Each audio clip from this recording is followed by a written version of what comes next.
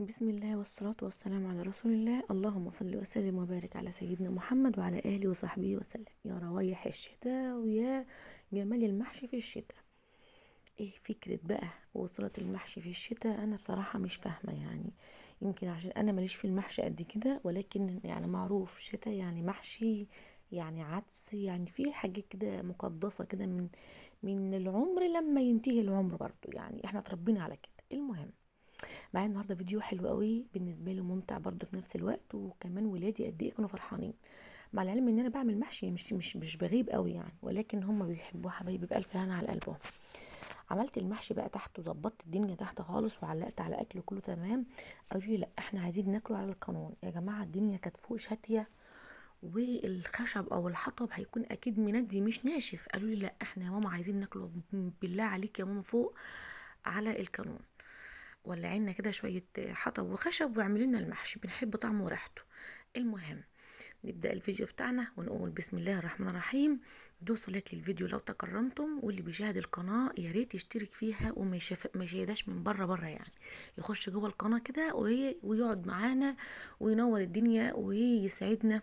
ربنا يسعد قلوبكم ويكبر بخواطركم جميعا، امين يا رب العالمين.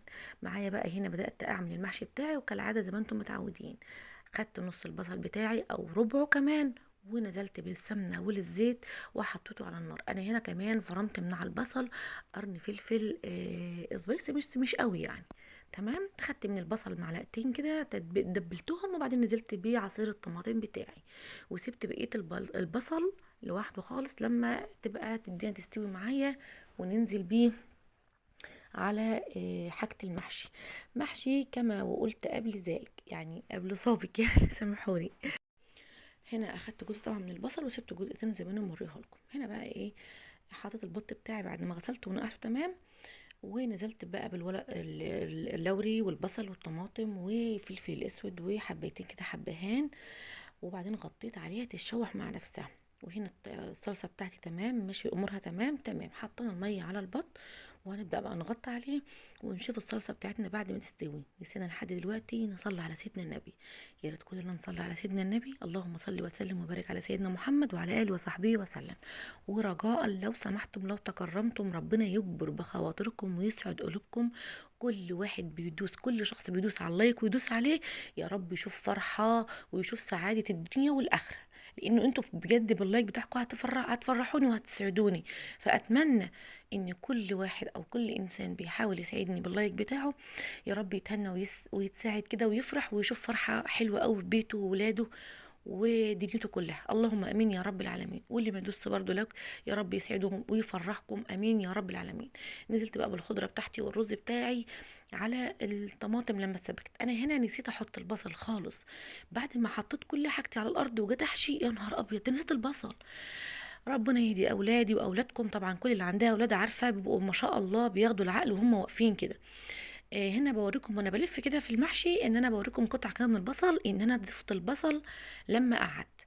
هنا طبعا انا سلقه الكرنب بتاعي ومقطعاه. طبعا انا عايزه اختصر الفيديو، مش او شوف اوريكم حبايه البصل اهي، لان انا كنت فعلا نسيت وحطيته بعد كده.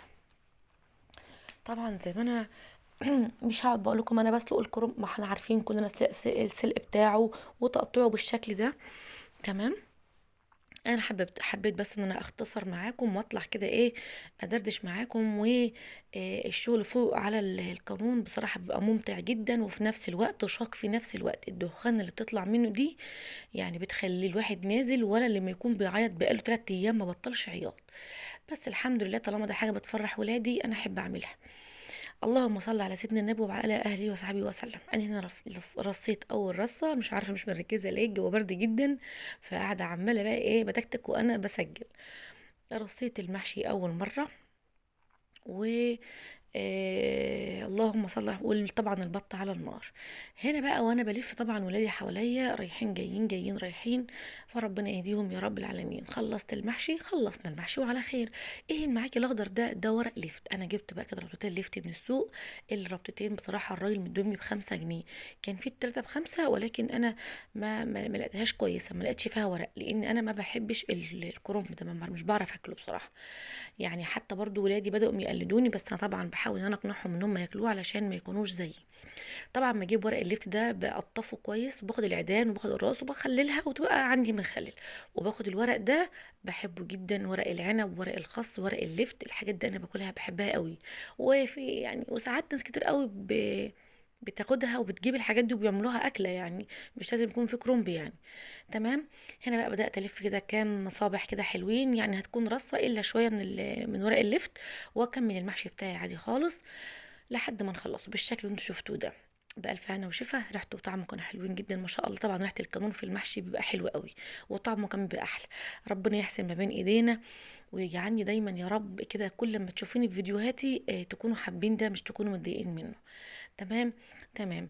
اما الضيفه العسوله كده اللي جات لي من طرف الست ام عبده، اللي لقيت انا جيت من طرفها، جاتي لي مره وما زرتنيش تاني، ده حاجه ترجع لك طبعا.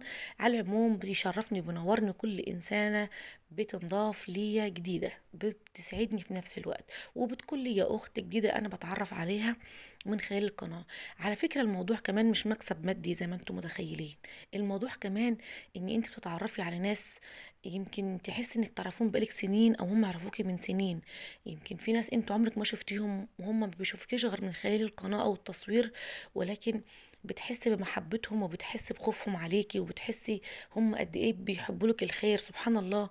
يعني انا بحط ده في دماغي ان ده اكبر مكسب من المكسب المادي، ان الفلوس مهما كسبتها هتروح، هتنتهي، هيجي على وقت وهتروح وبتخلص. مهما كان معاكي مال قارون بيجي عليك وقت وبيروح، لكن محبة الناس ليكي ما بتروحش. حتى لو متي بتفضل سيرتك موجودة بينهم بالخير وبالطيب، لو ذكروكي بيذكروكي بالطيب وبالخير. الفلوس مش هتذكرك بأي طيب ولا بأي خير إلا إذا انت استعملتيها في الشيء اللي يرضي ربنا طبعا. وربنا يا رب يجعلنا دايما كده نرضي ربنا في كل أفعالنا وفي كل تصرفاتنا. تمام. تمام. سمعت كمان برضو نص قايله كلمتين نمط في فيديو قبل كده، اني بس انا ما كنتش كملت بصراحه الكلمتين. في ناس معينين انا بسمعهم وبشوفهم، آه ده عامله كذا، دي كانت عامله كذا، دي كانت مسويه كذا، ده طبخه كذا امبارح. هو انت داخله عشان تشوفي طبخه ايه ومش طبخه ايه؟ ولا انت داخله حب في الله، وداخله ممكن تطلعي بمعلومه. مش مهم انت تستفادي، ممكن تكوني انت اشطر مني واحسن مني يا ست على راسي والله العظيم، ولكن في ناس كتير قوي ما بتبقاش عارفه. مش لازم يعني، انا في قنوات كتير اتعلمت منها حاجات كتير قوي، يعني تلات ارباع اللي اتعلمتهم انا متعلمه من القنوات اللي هي قبل مني. وفي ناس معاهم يمكن يعني مثلا اكله وليكن الكوبيبه الغمراوي، في ناس يعني الغمراويين كلهم يعرفوها، انا ما كنتش اعرف عنها حاجه فعرفتها. فطبعا اللي عملتها قبلي اهل بلدها اكيد قالوا انت هتخترعي، ما احنا كلنا عارفين الاكله دي. ماشي، بس في ناس تانية ما بتبقاش عارفه الحاجه دي. المهم زي الاختراع بتاعي الحلو ده، القروانه دي او التشطيه دي او الحاجه دي، انا اشتريتها من السوق ب 30 جنيه. صاج هي تقريبا كده، صاج بيلموا فيها حاجات كده وفضلات وكنسه وحاجات يعني. تمام. انا جبتها بما اني انا بحب اعمل حاجات كتير على القانون قوي، فطبعا الدخانه دي بتسود الحاجه جدا. والحلل دي طبعا بتتأذى من السمار ده، يعني من السواد ده. يعني لو ألمونيا اهو انت بتدعكيها بسلكة والدنيا بتبقى تمام، لكن ده تتجرح تبوظ. فقعدت اخترع كده وافتكر ايه اللي ينفع ويمشي مع الحلل ديت. لو انت حابة تعملي اكل على القانون وحللك الجرانيت او التيفال او اي نوع انت او الستانلس هتبوظ منك مثلا، هتجيبي تشطايه زي ده وتولعي وتحطيها وبتسوي معاكي المحشي. واعتقد ان اول ما جبت التشطايه دي كنت عامله عليها حلقه كامله. شوفوا من بره عامله ازاي، شوفوا ثمرها، ومن جوه الحله ولا كانها كانت على النار اصلا. يعني لو على البوتاجاز والله هتغبر شويه وهتسمر شويه، ولكن فعلا التشطايه دي بتبقى حامياها جدا جدا. وديت فكره من ضمن الافكار اللي ممكن تفيدك برضو، ممكن ما تفيدكيش انت بس ان شاء الله هتفيد غيرك باذن الرحمن. تمام. تمام. الفكرة كلها في ان انا مش طالعة اقول الناس وبتقولوا بيعملوا، لا والله. كل واحد حر، كل واحد عايز يعبي ويشيل يعبي ويشيل، هو حر. احنا عايزين نطلع من الدنيا دي على خير وسلام، من غير ما نكون يعني عاملين معاصي او ذنوب او غضبين ربنا، او لو كنا عملنا نتوب ونرجع ونستغفر، وما نحاولش نرجع تاني لأي ذنب او اي طباع سيئة. ربنا يخرجنا منها على كل طيب وكل خير. امين يا رب العالمين. هي الفكرة كلها في كده، فأنا بقول دايما يا رب يهديهم ويهدينا ويهدي الناس كلها. إن الهداية ديت نعمة كبيرة، لما ربنا بينعم عليها على العبد بينعم عليه يبقى أكيد ربنا راضي عنه وبيحبه. المحشي معايا استوى، فأنا بصراحة أخدته عشان أكمل تردده تحت على النار، لأنه خلاص كانوا قربوا يخرجوا من الصلاة، وكان فوق الموضوع هيغيب معايا، فبصراحة نزلت بسرعة عشان اكمل تحمير معايا البط على النار، وقلت اولع بقى النار كده عليه. شايفين الحله نضيفه جدا، بقولك كانها كانت على الكون بصراحه، بره وجوه. بألف هنا وشفا، ريحه المحشي كانت حلوه جدا. بألف هنا وشفا على قلبهم. يا رب الفيديو يعجبكم، ونصلي على سيدنا النبي، اللهم صل وسلم.